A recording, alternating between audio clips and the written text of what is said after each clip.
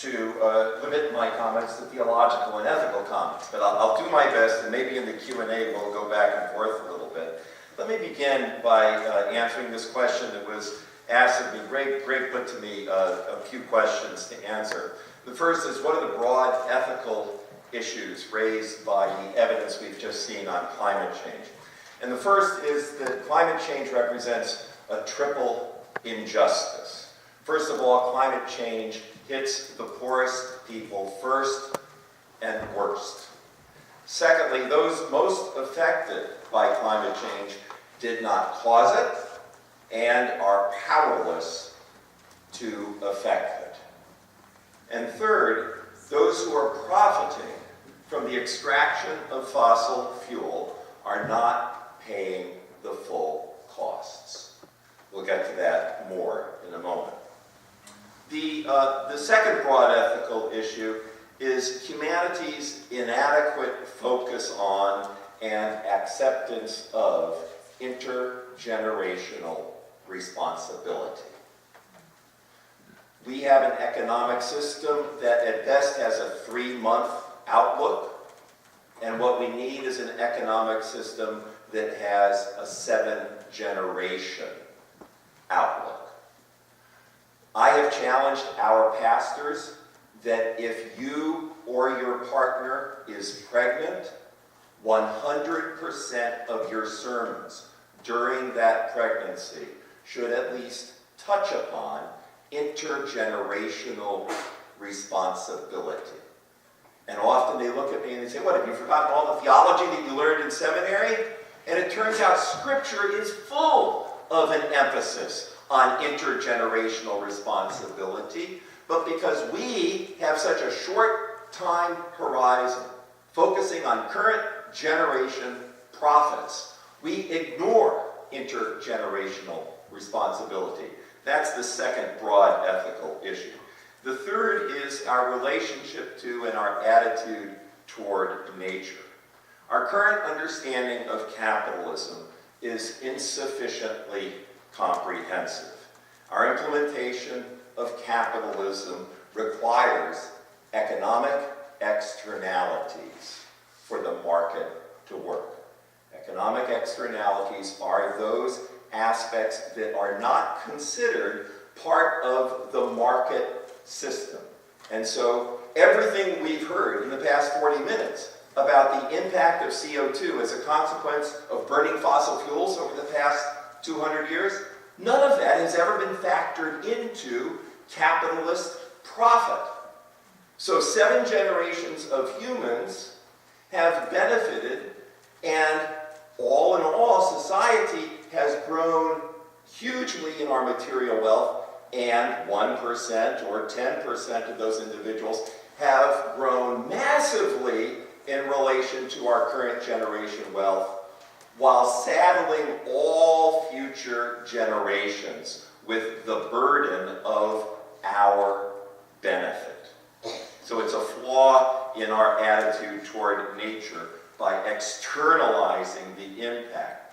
The other aspect of our attitude toward nature, this third point that I'm making, the other aspect of it is, I think the Bible is pretty clear. This is a more radical point, so take a breath. The Bible is pretty clear that ownership of nature is not a biblical principle.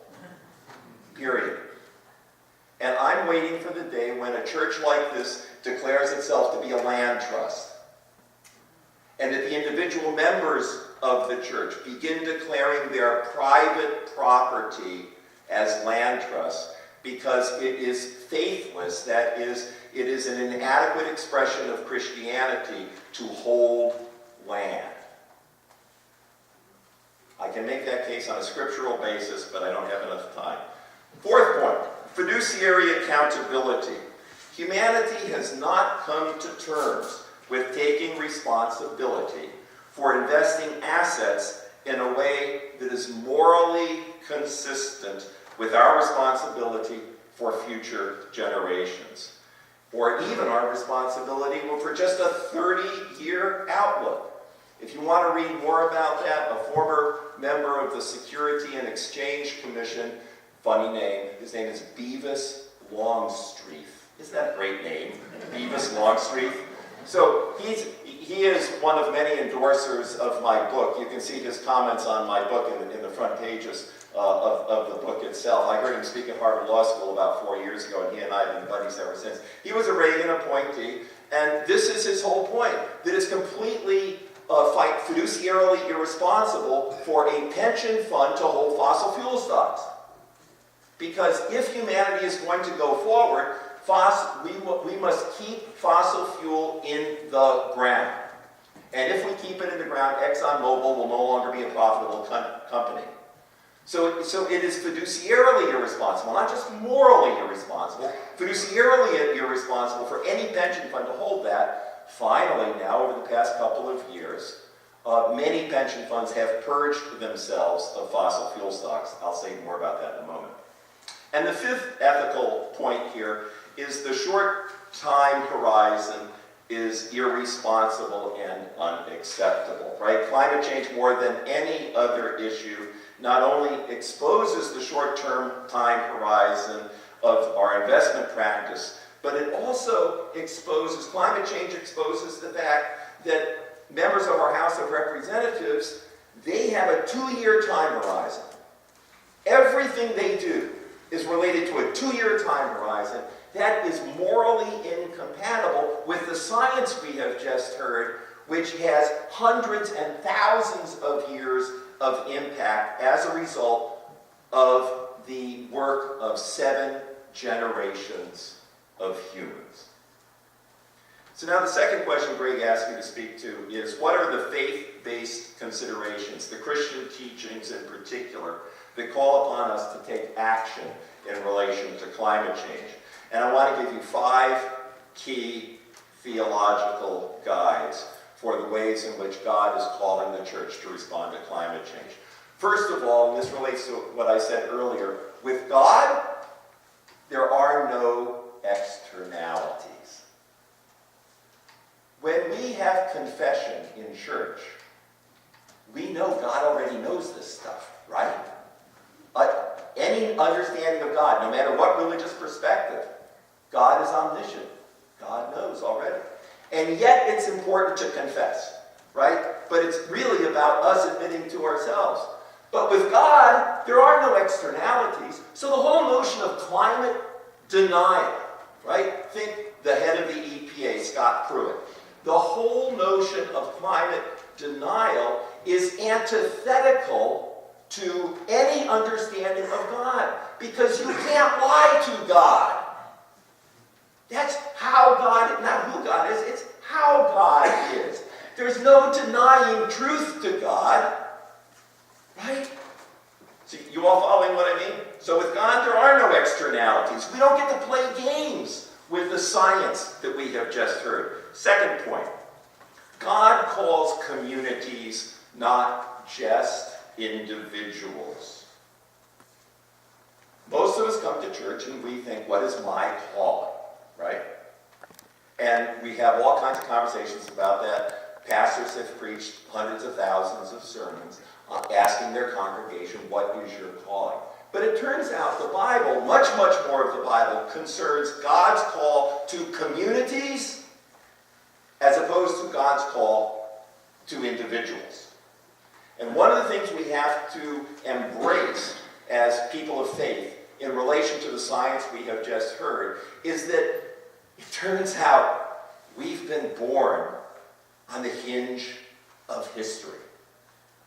No other human beings have ever lived when the whole shooting game is at stake.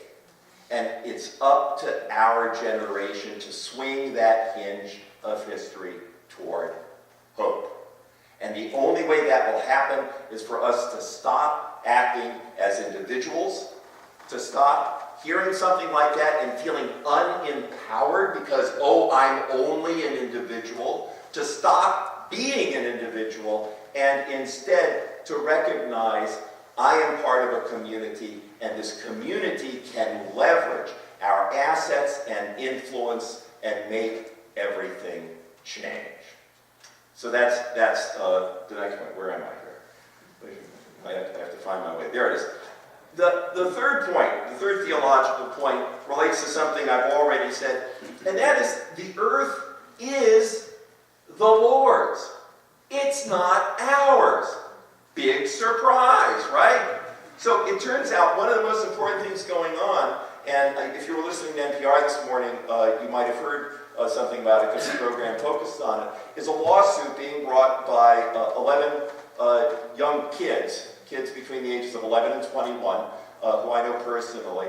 And the lawsuit is called Our Children's Trust, and they're suing the federal government, claiming that the Constitution guarantees them a right to a climate not wrecked by the grown-ups. That suit will begin sometime this year. It was first blocked by the Obama administration together with the fossil fuel interests. That block was overcome. Trump came into power. It was then blocked by the Trump administration together with fossil fuel interests.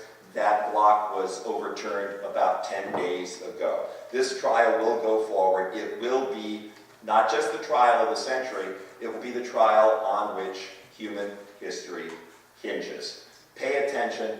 In the United Church of Christ, we have challenged for 1,000 sermons to be preached on that trial and to have them preached by teenagers.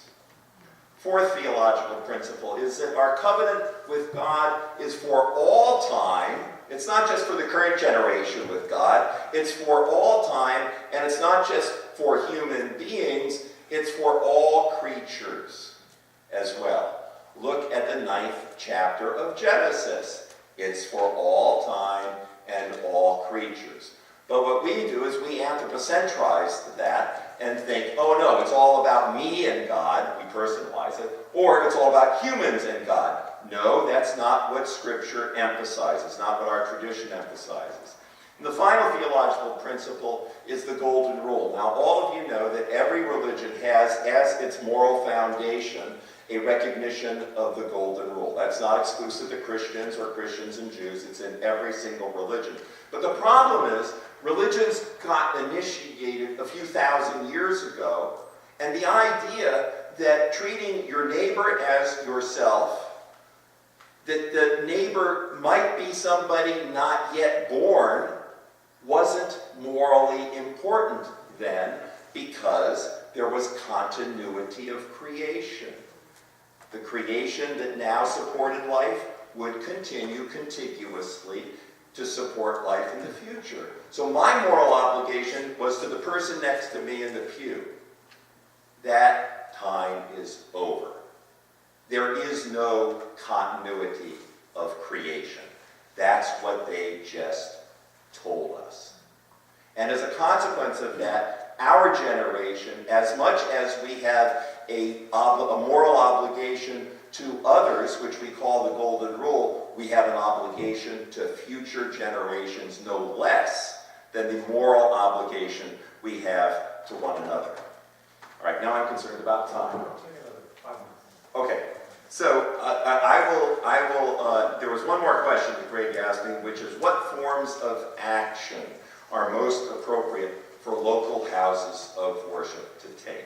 And I want to draw your attention to 5 assets that congregations sometimes you don't frame your life together as overseeing 5 assets. The first one most congregations sort of get, and that is that people are your greatest asset. So I want to challenge any of you that are part of a congregation to consider asking your congregation to make a commitment to become an Acts 2:42 congregation. And if you look at the book of Acts, chapter 2, verse 42, you will see that the early church shared all things in common. Now, when I was a local church pastor and I started talking like this, they called me a communist. But it turns out, unless we begin to act like this, not just think, but actually begin to take actions like this, we're sunk. And by we, I mean humanity is sunk. So the first thing to do is, consistent with our Christian beliefs, to become an Acts 2:42 congregation. Consider, providing rides for one another, finding each other, other kinds of sharing that we can do. There's all kinds of ways we can do this. I'm losing time, so I don't want to go into too much like that. Another thing we can do in terms of the people in the congregation is to set aside time in our worship, 1 minute each service, to have a personal testimony from someone in the congregation who that week has done something, made a personal commitment to do something to make the earth more sustainable. Stand up and bear witness, because here's the truth. The truth is 3/4 of Americans believe, the first slide we saw, that climate change is happening, that it's caused by humans, and that it's getting worse. 3/4 of Americans believe that, and 2/3 of Americans never talk about it. And that's something that church can change if church decides climate change isn't an out-of-bounds political issue we can't talk about. Climate change is center to our faith. The earth is the Lord's. 7 generations of humans have messed it up, and it's our generation that must change that. Well, then the church becomes a safe place in which people, no matter how diverse their views may be, can talk to one another. So let me lead into another idea that's written up in detail in my book. Most of you are familiar with the fact that after South Africa freed Nelson Mandela and he was elected president in South Africa, he and Archbishop Tutu, who by the way had some nice things to say about my book, he and Archbishop Tutu came together to form Truth and Reconciliation Commissions, right? You're all familiar with that phrase. And you may know that their model for Truth and Reconciliation Commission has been utilized in 26 different places throughout the world, places of conflict. Why can't every congregation initiate truth and reconciliation conversations about climate change? People who own ExxonMobil stock, like my 96-year-old stepmom, full confession, my dad worked for 41 years as the head chemical engineer of Mobil Oil. So my stepmom has a lot of Exxon stock. She's a good person, but she needs to work out what she is feeling and experiencing between that reality and my book, right? And shouldn't church be a safe enough place to have that conversation? What good is church in this generation if we can't have that conversation? So I'm urging this congregation and other congregations where you're from to have truth and reconciliation conversations. Maybe I'll leave it at that. I think the Q&A is going to be the most important part of this conversation. So I'll stop there, but I'll welcome your questions. Thank you. Please join me in thanking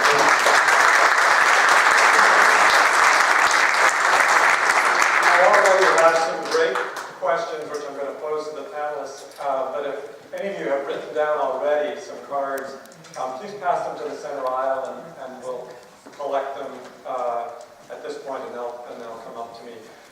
I have already some questions for the scientists. I'm going to pose one to Tom, one to Meg, and one to John. I think, and given that we have maybe 25 minutes now remaining, I'll ask each of you to just respond briefly to these. Yeah. This one is I'm going to address to Tom. Are we in danger here in Falmouth? That is to say, with the sea level rise, I think this is the question that really pertains to some of the work we've done. Okay, there's other places on Cape Cod which are in more danger than we are. Fortunately, my house is about 100 feet above sea level, so I'm not too worried about that. But there are, all coastal communities on the Cape have areas that are at high risk. Our first responders know where those locations are. And we do have a Coastal Resiliency Commission, I think, that's working now. And they probably will make recommendations, but we do, I think, well, the thing that the poster talks about is not only sea level rise, but the danger that goes with it in terms of hurricanes and so forth, because then you already have high water, and then you have a hurricane surge on top of that. In Buzzards Bay, at one point in time, I think the hurricane of '38, I met a fellow who survived it, and the sea level went up 20 feet there. So hurricanes are the other big challenge I think we're going to have here on Cape. So that, along with sea level rise, are two problems I think we're going to have to deal with. Okay, thank you. The next one I'll address to Meg, and that is, why is sea level rise not uniform? I don't know, you want to refer that one to one of your colleagues? I'm going to pass this over to Tom because I think he has the answer. Well, Okay. one of the reasons are consistent winds in different directions, of course, pushing water up into different areas. Another one is the speed at which ice melts in different regions as well too. And El Nino effects, when there's a lot of warming, the water expands and so forth. It could make a difference. You have a? Yeah, there's what he was just mentioning that there's a whole bunch of things that affect sea level rise. Some of them are, there have been places that have had glaciers. That's how Cape Cod got here. We're all in glacial till. There's still glacial rebound going on. The glaciers geologically left a long time ago, but over geological time, there are places where the land is continuing to rise slowly. There are other places where the land is continuing to subside slowly. So there's just multiple different things. Those two factors, the melting of the ice and thermal expansion of water, those are the two big ones that are going to affect sea level, but then there's all these smaller ones as well. Great. And now I'll pose this one to John. None of the panelists has talked about projections beyond the year 2100. Of course, this is more speculative, but I think it is important to explain that this will continue to get worse after 2100 because CO2 stays in the atmosphere for centuries. Do you have any comments? Agreed, it's an important issue. A very recent paper in the journal Science did project beyond that, and it had to do with something that is of interest to ocean scientists, and that is what happens with nutrients in the oceans and how it interacts with what's going to go on if projections are correct with respect to the circumpolar current and production into Antarctica. So people are looking beyond that, but they haven't done that type of consensus look that we were talking about up to this point. So it's not being ignored, and it is being looked at, and there is active research and active debate with respect to that now. Okay, great. And this one I'll pose to Jim. With many different religions being practiced worldwide, how can a call to action be made? How can a consensus be created? There's no problem with that. All the religions regard whatever they understand as holy, whatever they refer to as God. Even the non-theistic religions have myths of creator and creation, and they all acknowledge the earth, what we say as the earth is the Lord's. So that's not a unique to Judeo-Christian tradition. It is a universal recognition. We know better than what we have been doing for the past 7 years. The problem is we just haven't been elevating that knowledge and having our actions conform to that knowledge. These are great questions, by the way. Thank you very much. I wish I could thank those of you by name, but thank you for sending these along. This is then, I think, for one of the scientists, from a microbial perspective, is that correct? In what ways does climate change impact biogeochemical cycles? Can microbial research lessen the impact of climate change? Sorry if I'm not pronouncing those. Well, I'll take part of this, but there is active research going on this. One of the things that is happening microbially is, and it's, there are symbionts or organisms that like to live with corals and that like to live with anemones and that like to live with various seafloor organisms. I am not a biologist, I'm a geologist, so please forgive me, any of you biologists out there. Maybe there's someone out there who can answer this. But in actual fact, there was a lot of research going on looking at what the consequences are in the oceans for the increases in temperature and also the decreases in pH, how that's going to affect these symbiotic communities. I don't know how many of you have heard of coral bleaching. When there are high temperatures, you will see all of a sudden the corals, which are normally gorgeous colors, all of a sudden go white. That's not a nice thing. That means that all of those symbionts have died. And then you have other organisms coming in, algal organisms come in and take over. So that's my extent of knowledge. I think there are other people. I don't know if I addressed the question properly. John, would you like to add? Well, I would just like to use that as an excuse to point out something that there is a great deal of research ongoing trying to understand the internal carbon cycle in the ocean, which includes the microbial loop, as ocean scientists call it. One of the things that has become very important over the last 10 years or so, maybe 15 years, is a beginning understanding that it's not only ocean acidification that's going to be going on, but there's also a concern about the utilization of oxygen and the spreading of low oxygen areas in many areas of the world's oceans as a result of increased temperature and the resulting changes in the ecosystems. Okay. Thank you. This one then is to Jim. Most major religious groups have made strong statements about caring for creation. Is there any movement toward religious denominations working together rather than separately to advance caring for creation? Absolutely. So, for example, we are the only place in the United States where an Episcopalian priest is working for a UCC conference. And she also works for the Diocese of Western Massachusetts, Margaret Jonas, who is absolutely fabulous. You should get her down here to preach sometime. But well beyond that, I am, being our national spokesperson for our denomination, I am every week in touch with the other leaders around climate issues for the other denominations, and we work together on all kinds of issues. We acknowledge each other's statements in that regard. It's an easy and obvious manifestation of our common beliefs. Great. This is actually a question I can answer.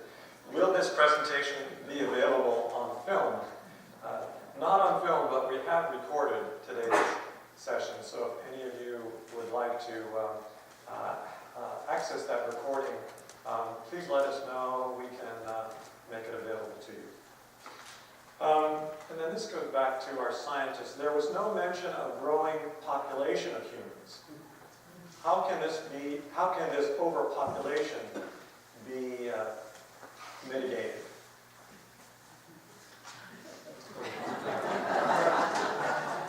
Okay, go ahead.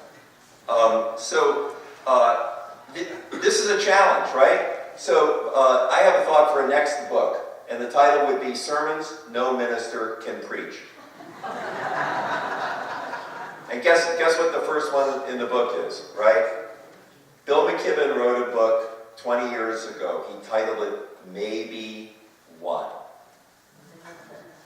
And it was about, in the context that we have been discussing, what is personal responsibility in terms of having children. He has one daughter. And that was his spiritual meditation on that. So I knew when I wrote this book that I had to deal somewhat with the population question. And so I did some research. And the UN, as most of you know, has a big emphasis on climate change, and our scientists have referred to that, and there's plenty of good stuff there. And there's an updated version of the IPCC report that's available on the UN climate change website. But there's also a UN population website. And they've been at it for decades and decades and decades, since the Club of Rome report in 1970, right? And how many people here knew that the Club of Rome report was the most bought book in history next to the Bible when it came out? 20 million copies sold. And it was essentially all of these hockey stick curves and a big focus on population. So the UN, the most recent UN population report says basically population is going to peak at about 2045, at about 9 billion, and then it will fall to 2 billion. And the reason it predicts that is because of the consequences of climate change. So the mention earlier about millions of climate refugees. In June, I will be a guest of the his title is the Ecumenical Patriarch, but he's the equivalent of the Pope of the Orthodox Church, the worldwide Orthodox Church. So he oversees 300 million Orthodox believers, and every 4 years he brings together a small group of scientists, religious leaders, and government leaders. And their focus, we're going to be in Athens, we're going to take a boat over to Lesbos, which has doubled its population by welcoming climate refugees. And our focus will be on climate refugees. And the UN report talks about billions, not millions, billions of climate refugees. And my book talks a great deal about this too. I'll just add one comment to that. Isaac Asimov, the famous science fiction writer, said years ago that the most important things in terms of population growth, managing that, was the education of women.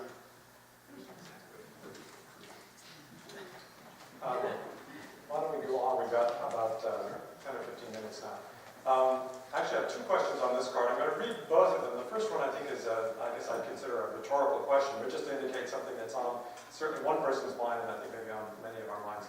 How does one, or how do we, get politicians on board without making this a political or polarizing issue?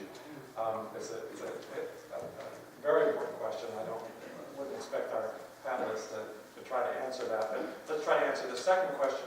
Are you aware of efforts to determine how climate changes may influence diseases, especially infectious diseases? I'm glad to take that first question.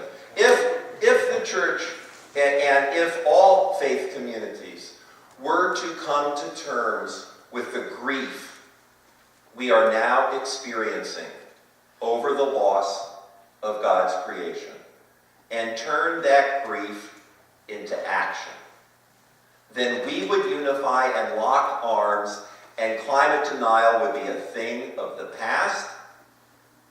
No person could get elected who would be supported by the fossil fuel infrastructure of our country.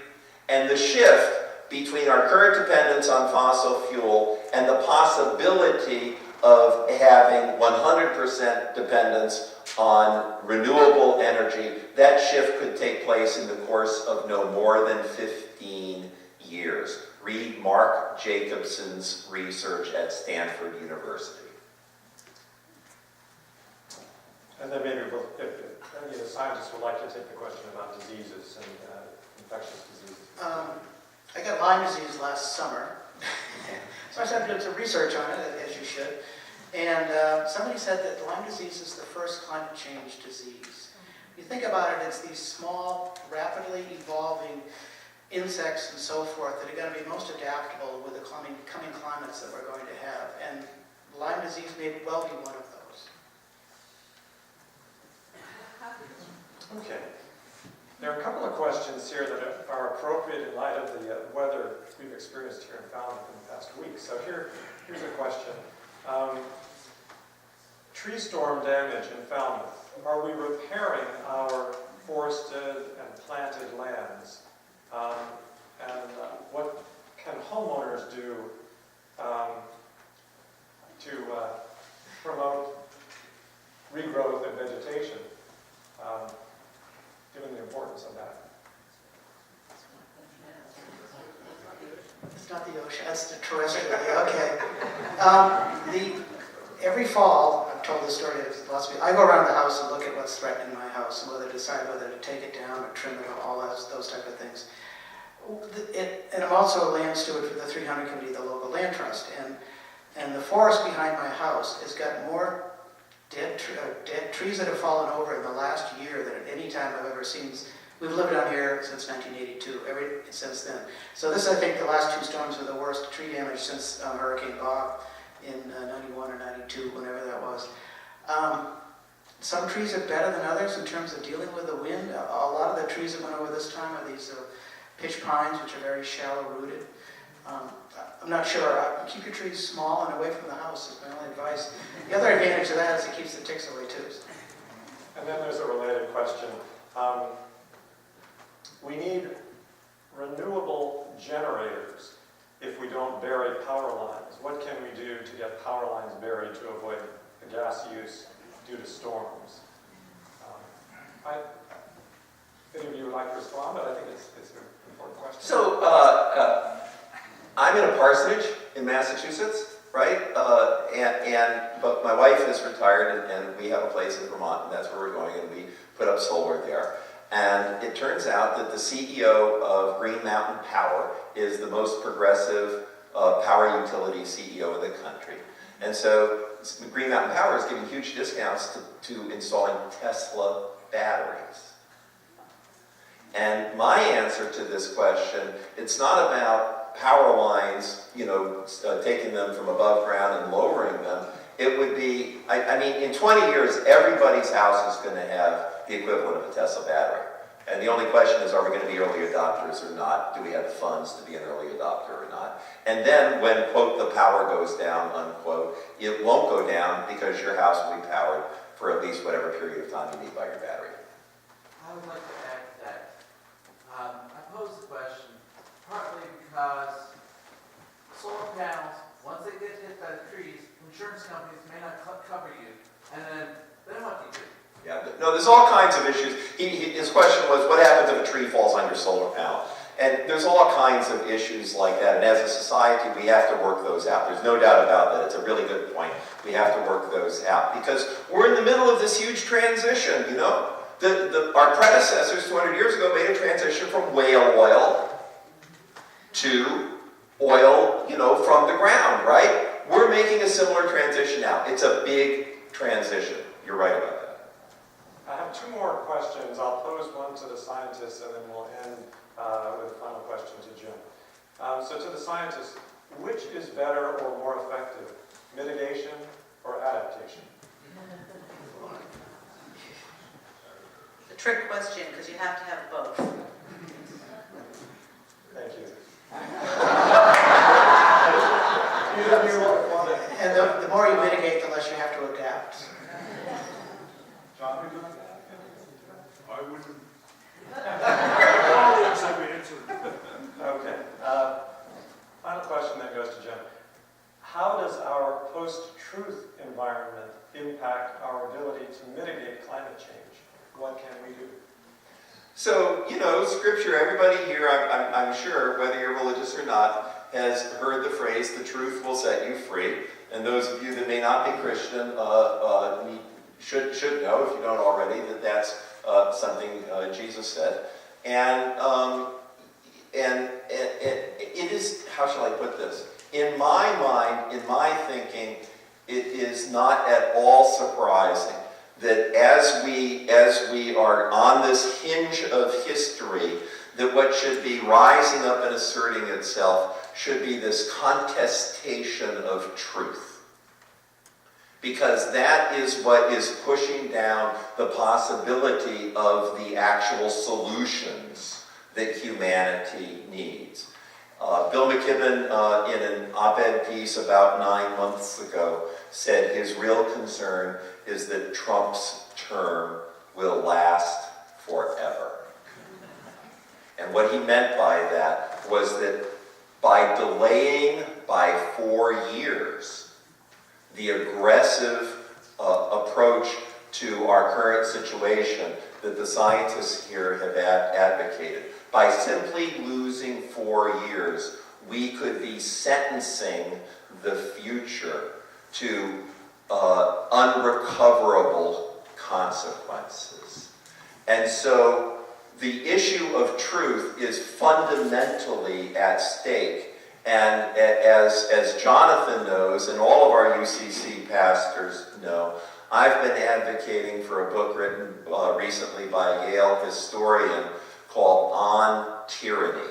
I would recommend it to all of you. He has 20 principles for what we in a democracy must pay attention to as tyranny arises, and you could say in the same way, as truth gets compromised. So I would recommend that book, and I think actually church is the place to be having that conversation, and derivatively, climate change in many ways is a conversation not just about the scientific reality of our common home, but it's a conversation about truth and its status. Let's close our panel discussion on that note. Please join me in thanking all of our panelists.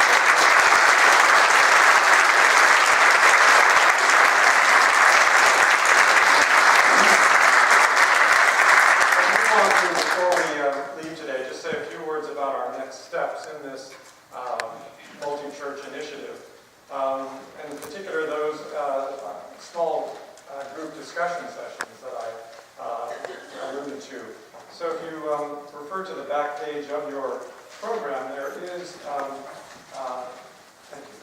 There are several dates indicated, and the topics of those small group sessions are also indicated. So those small group meetings will take place here at this church on 4 Monday evenings from 7 to 8:30 p.m. during April and in early May. The first session will focus on climate science with an opportunity to further explore the causes and consequences of shifting climate trends. The second and third sessions will consider the theological basis for action to address climate change. We certainly heard a lot about that today. We'll be focusing on the themes of earth stewardship, fulfilling God's covenant with humankind to tend the garden and care for God's creation, and also global justice, doing unto the most vulnerable among us and unto future generations as we would have them do unto us. The fourth and final session will focus on the action agenda, what we as individuals, churches, and communities should do given the future climate realities we all now face. So if you are interested in participating in these small group sessions, please indicate so on the sign-in sheet, and I know some of you have already done this. There's a sign-in sheet at the table in the lobby where you entered. If you are interested and available to attend on those days, please register and give us your email address so that we can be in touch with you about our plans. As with today's event, the small group sessions are free and open to the public, including those unable to attend today. So if you have friends or neighbors who might be interested, please pass this information on to them. That will allow us some sense of the number of groups to plan for. And then please see me after the close today if you have any questions about these upcoming activities. So before we do close, I want to thank you for coming this afternoon. I also want to extend a thank you to our host clergy, Jonathan Drury of the First Congregational Church, Nell Fields of the WHOI Congregational Church, and Nancy Strickland of the North Falmouth Congregational Church, and their respective congregations for their leadership and assistance in this effort. So please join me once again in a final round of applause for our